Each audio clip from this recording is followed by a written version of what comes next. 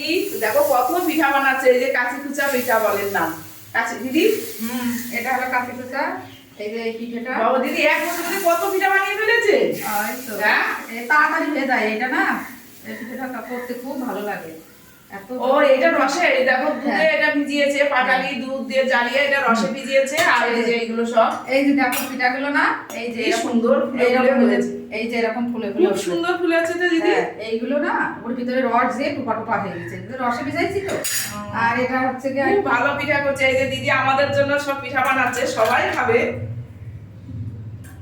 আমরা এসেছি বলে দিদি আনন্দ পেয়েছে তো। দিদি আমরা এসেছি তো, দিদি আনন্দতে দেখো কি করছে। কতদিন পর এসছে আমার বোন, আমার দিদি দেখো কতদিন পর এসছে তো। আমি বললাম যে এত কিছু রান্না বান্না করছে, করতে হবে না। ওরা কলকাতায় এই পিঠাটা বানাতেই পারে না, তাই আমি আবার এই পিঠাটা বানাতে পারি না। অনেক দুধের পিঠে বানাতে পারে কিন্তু এই কাঁচি কুচা পিঠে বানাতে পারে না।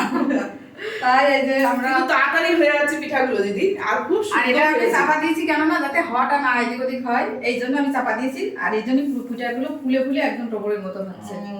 খুব সুন্দর হচ্ছে পিঠাগুলো।